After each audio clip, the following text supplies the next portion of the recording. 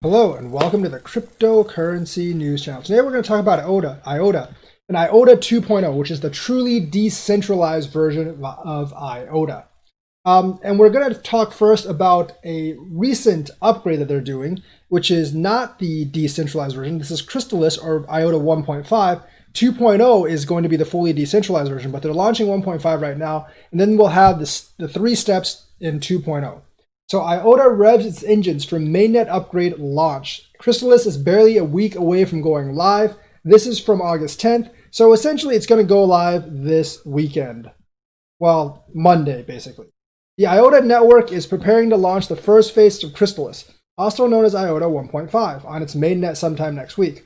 According to a tweet published by the IOTA Foundation, the upgrade will allow the network to process 1,000 transactions per second, which will institute 10-second confirmation times.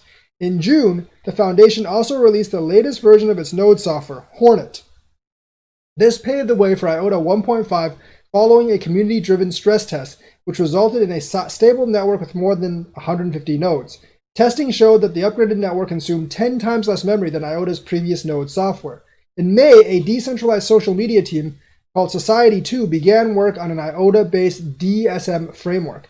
This project aimed to enable a new standard in privacy, control, and interoperability between social media platforms. In the midst of COVID-19 pandemic, another team based in Madrid released an IOTA-based platform to help combat the coronavirus.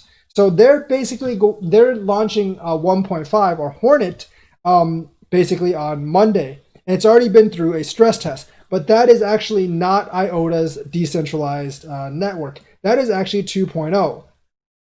And that will usher in a fully decentralized and scalable DLT. So they've already kicked off the first stages of IOTA 2.0. So the latter upgrade will remove IOTA's centralized coordinator and usher in an era of fully decentralized and scalable DLT, which is what every network's trying to be doing.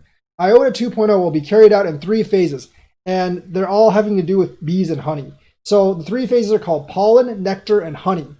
Back in mid-2019, about a year and 2 months ago, the team at IOTA launched the Coincide website. The aim of the website is to track and update on the process of removing the network's coordinator in an upgrade dubbed IOTA 2.0.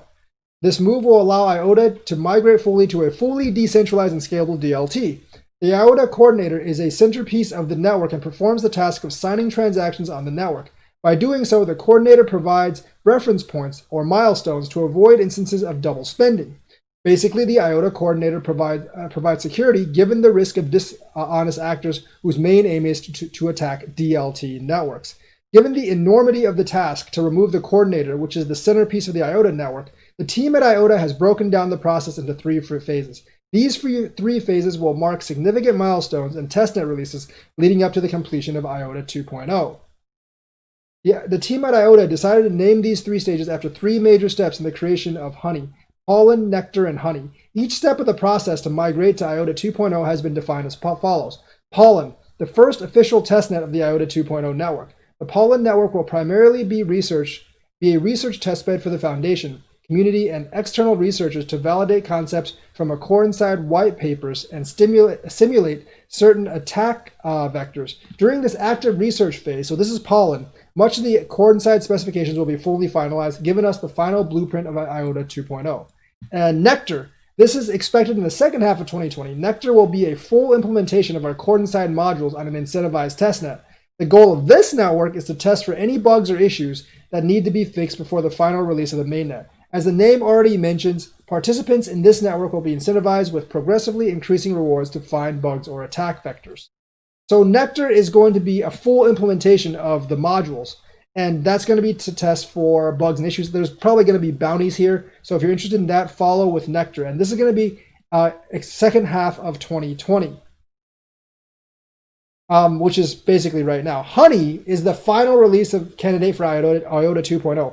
Honey will include all the modules according to the full and final specification of Coincide. At this point, the network will have been battle tested and secured through many hundreds of hours testing with full audits of our node software. Honey can be considered the first version of IOTA 2.0, our fully decentralized mainnet. So essentially, according to their timeline, this should be first half of 2021.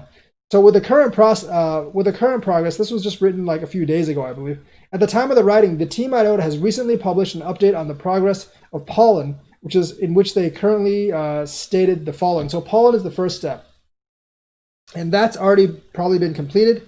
And IOTA basically is IOTA 2.0 essentially will actually come probably sometime next year.